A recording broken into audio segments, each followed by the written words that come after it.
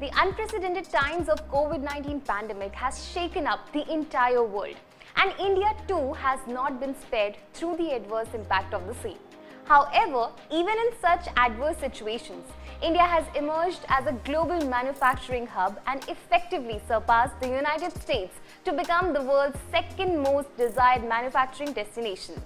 This indicates the growing interest in India by manufacturers as a preferred manufacturing hub over other countries, including the United States and the manufacturing giant nation, China. India's ranking was reflected in Cushman & Wakefield's 2021 Global Manufacturing Risk Index. The index ranks 47 countries across Europe, the Americas, and the Asia Pacific. In regards to manufacturing, often compared to its Asian rival, India has a huge population, which means a younger workforce with innovative capabilities that has the potential to fuel the country's manufacturing sector. The rise in the rank for India in the 2021 Global Manufacturing Risk Index is ascribed to the country's working conditions and competitiveness in terms of value. Further, India's performance in meeting outsourcing requirements is also responsible for an annual increase in the rankings. Manufacturing setup requires favorable business conditions, policies, along with various intricate details for business to thrive. As a manufacturing hub, India provides various advantages for companies worldwide. India has relatively cheap land and labor, ever-improving infrastructure, and policies that go in favor of a thriving business. Further, there is ample government support, and India has reduced corporate tax rates.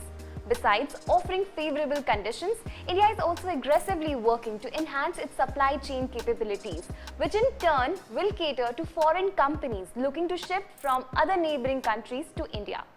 In addition, ease of doing business in India has gained significant traction, and India climbed 14 positions to stand at 63rd now.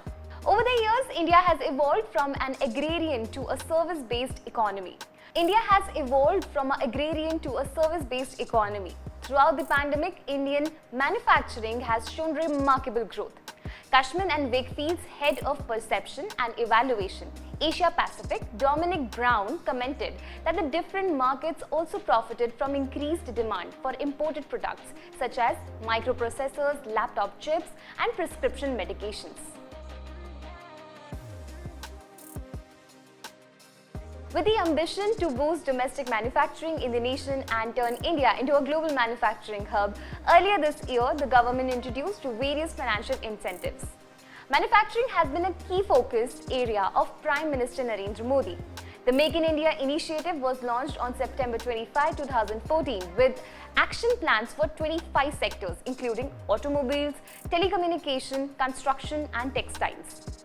Apart from this, the government is actively bringing reforms to boost the Indian economy, and some of the efforts taken includes India has reduced corporate tax from 30% to 25%, accounting as the lowest in Southeast Asia. Government introduced initiatives like Make in India and Skill India that have achieved a feat in creating job opportunities in the manufacturing sector. Further, these initiatives have also enhanced skill development to create a large pool of skilled human resources. Rules regarding land acquisition have been subsequently relaxed over the years.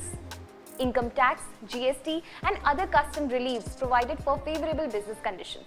Further, keeping in view India's vision of becoming Atmanirbhar and enhancing India's manufacturing capabilities and exports, an outlay of 1.97 lakh crore has been announced in the Union Budget 21-22 for production-linked incentive schemes for 13 key sectors for a period of 5 years, starting from next fiscal year.